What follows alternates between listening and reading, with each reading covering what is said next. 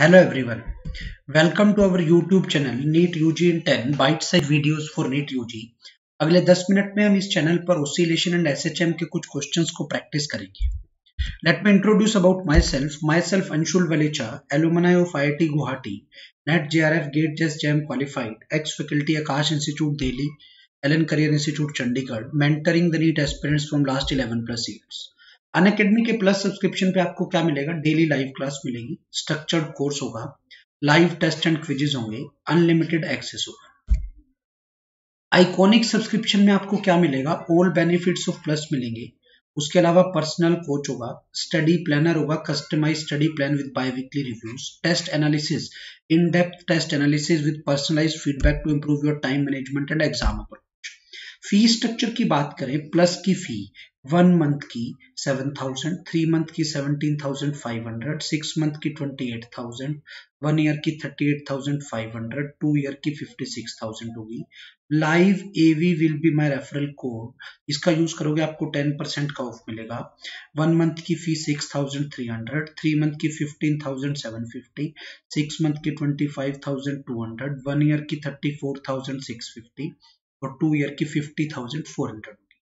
Iconic की फी की अगर मैं बात करूं, 6 मंथ की फी 38,000, 1 ईयर की फी 65,000, 2 ईयर की 1 लाख. बट जैसे ही आप मेरा कोड यूज करेंगे लाइव एवी, आपको 10% का ऑफ मिलेगा. 6 मंथ की फी 34,200, 1 ईयर की 58,500, 2 ईयर की 90,000 हो जाएगी. Live AV will be my referral code. इस कोड का यूज करोगे तो आपको सब्सक्रिप्शन फी में 10% का ऑफ मिलेगा. अनअकैडमी लर्निंग ऐप को आप प्ले स्टोर पर जाकर डाउनलोड कर सकते हैं, इंस्टॉल कर सकते हैं. उसके बाद आप इसके सारे फीचर्स को एक्सेस कर पाएंगे. आज का जो हमारा टॉपिक है, question practice on oscillations part 4. 29th question. A small sphere of radius r is placed on a smooth concave surface of radius of curvature capital R. When the sphere is slightly displaced from the mean position, it makes SHM with a time period of. Options आपको given है. मतलब ये दिया हुआ आपको कि ये एक कनकेव सरफेस है जिसकी radius of curvature capital R है. इस पे कोई बॉल, कोई स्फीयर जिसकी रेडियस स्मॉल आर है, ये ऑसिलेट कर रही है. ये कैपिटल आर दिया हुआ है. ठीक है, तो बेटा इस पे क्या होगा? mg लगेगा. यहां पर इधर एक mg लगेगा. इस mg का एक टॉर्क आएगा, वो ये यहां से यहां का डिस्टेंस लेना पड़ेगा. ये डिस्टेंस आपका r माइनस आर है, तो ये आ जाएगा r minus r sine theta. तो बेटा जो टॉर्क आएगा वो आएगा minus mg r minus r sine theta. अब आप इस टॉर्क को छोटा सा एंगल मानोगे तो ये होगा minus mg r minus r theta. आप इसको कंपेयर करोगे आई अल्फा से, this is minus mg r minus r theta. तो अल्फा की वैल्यू आ जाएगी minus mg r minus r और मोमेंट ऑफ इनर्शिया है m r स्क्वायर. उस हिसाब से आपने सोल्व करके आपने ये टॉर्क की वैल्यू निकाल लिया. ये टॉर्क आ गया आपका. टॉर्क होता है सी अल्फा. तो जैसे ही आप इसको यहां से सिंप्लीफाई करके टाइम पीरियड निकालोगे, टाइम पीरियड होगा 2 पाई रूट आई बाई सी, जहां पे टॉर्क की वैल्यू है माइनस सी अल्फा. तो जैसे ही आप इसको सोल्व करके टाइम पीरियड की वैल्यू निकालोगे, वो आ जाएगी रेडियस आर यूज ना होके आर माइनस आर यूज होगी. तो ये आपका रिजल्ट आ जाएगा और यही आपका आंसर था, सेकेंड ऑप्शन. आप देख सकते हो ये एक्चुअली सेंड वेट यहाँ लगेगा, तो यहाँ से यहाँ का जो डिस्टेंस बचेगा वो आर माइनस आर है, इसलिए मैंने आर माइनस आर रिजल्ट में लिया है. नेक्स्ट क्वेश्चन पे आ जाते हैं. Question number 30. Two clocks, one working with principle of oscillating pendulum, मतलब ये सिंपल पेंडुलम पे काम कर रहा है, and other with oscillating spring. ये स्प्रिंग पेंडुलम पे है. स्प्रिंग पेंडुलम का टाइम पीरियड जी पे डिपेंड नहीं करता, सिंपल पेंडुलम का टाइम पीरियड जी पे डिपेंड करता है. दोनों को मून पे ले गया. अब कौन मून पे जाके सही टाइम बताएगा? मून पे जी की वैल्यू अलग हो जाती है, तो ऑसिलेटिंग पेंडुलम वाला तो चेंज हो जाएगा time period, but oscillating spring वाला सेम का सेम रहेगा. तो second one only show the correct time.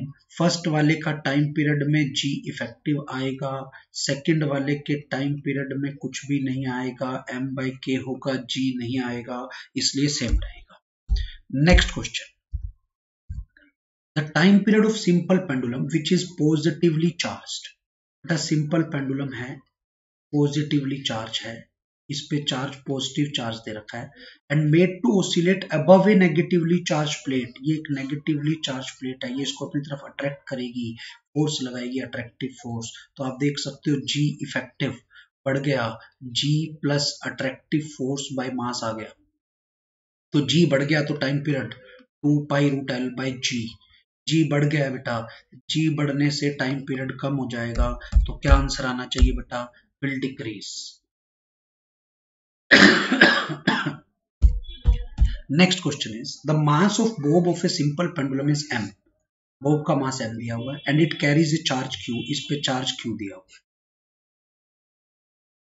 Mass m है, चार्ज q है, देखते हैं डायग्राम ही बना हुआ है, ये रहा, मास m है, चार्ज q है, इलेक्ट्रिक फील्ड ऊपर लगा रखा है बेटा, आप देख सकते हो इलेक्ट्रिक फील्ड ऊपर लगा रखा है, पॉजिटिव चार्ज है, तो इस पे जो फोर्स लगेगी वो भी ऊपर लगेगी, तो जो नेट जी आ गया, जी इफेक्टिव अब पहले से कम हो गया, जी में से कुछ माइनस होके आएगा, अगर जी कम हो गया, या अब जी इफेक्टिव देख लो, अब आपका जी इफेक्टिव हो कितना गया, जी इफेक्टिव हो गया जी माइनस QE/m, क्यों, क्योंकि जी नीचे लगेगा, QE/m ऊपर लगेगा, तो नेट टाइम पीरियड में जो फॉर्मूला होता है 2π√L बाय जी इफेक्टिव, तो third option will be your answer, तो ये आपका आंसर आ जाएगा। अगले क्वेश्चन पे आ जाते हैं, simple pendulum is suspended from the roof of a trolley that moves freely down a plane of inclination theta, ठीक है, वो एक इंक्लाइनेशन थीटा पे चल रही है, एक ट्रॉली है रूफ के इंक्लाइन, तो यहां पर आपको टाइम पीरियड निकालना है, इसके परपेंडिकुलर जो जी का कंपोनेंट आ रहा है वो जी कोस थीटा है, ठीक है, तो आपको इस केस में जी इफेक्टिव की वैल्यू जी कोस थीटा हो जाएगी, तो जो आपका टाइम पीरियड आएगा that will be 2π√L g cos theta, इस केस में जी इफेक्टिव जी कोस थीटा हो जाता है, जिस प्लेन पे चल रहा है उसके परपेंडिकुलर ये वाला कंपोनेंट आता है, इसीलिए वो कंपोनेंट हेल्प करता है इसके चलने में। नेक्स्ट क्वेश्चन पे आ जाते हैं, 34 question, the time period of A pendulum of infinite length is 84.6 minute होता है, आपको पता होना चाहिए general formula of time period is 1/g 1/L plus 1/RE होता है फॉर इनफाइनाइट लेंथ, अगर आप वाले में लेंथ बेटा इनफाइनाइट हो जाए तो क्या होगा time period 2π 1/g infinity plus 1/RE, infinity 0 हो गया, तो ये आ गया 2π√RE/g, √RE/g का मतलब कितना आ गया बेटा 84.6 मिनट, तो third option will be your answer, direct याद होना चाहिए, बहुत इंपॉर्टेंट रिजल्ट है। Next question is 35 number question. A U-tube held vertically contains liquid column of length height L. If the liquid in one of the limb is depressed and the released, it oscillates with. बेटा ये एक U-tube है, इसमें हमने एक liquid डाल दिया,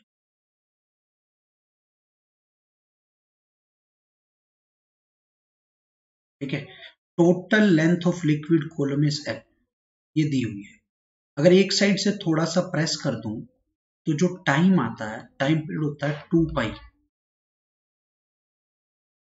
एक की हाइट L है शायद, ठीक है, तो 2π h at equilibrium bye g, total length लेते हैं हम, इसमें टोटल लेंथ कितनी है L है इक्विलिब्रियम पे, तो L by g will be your answer, तो ये डायरेक्ट शॉर्टकट डिराइव करके आता है, तो ये first option will be your answer, derive करके आप देख सकते हो, इसको थोड़ा सा प्रेस करोगे इधर से ये थोड़ा सा ऊपर हो जाएगा, फिर लिक्विड लेंथ कितना एक्स्ट्रा प्रेशर है उसकी वजह से हम रीस्टोरिंग फोर्स निकालेंगे, उसको कंपेयर कर देंगे kx से, वहां से k निकल जाएगा, फिर हम टाइम पीरियड में पुट करेंगे 2π√M/k और वहां से हमारा आंसर आ जाएगा फर्स्ट ऑप्शन, ये आपको याद होना चाहिए।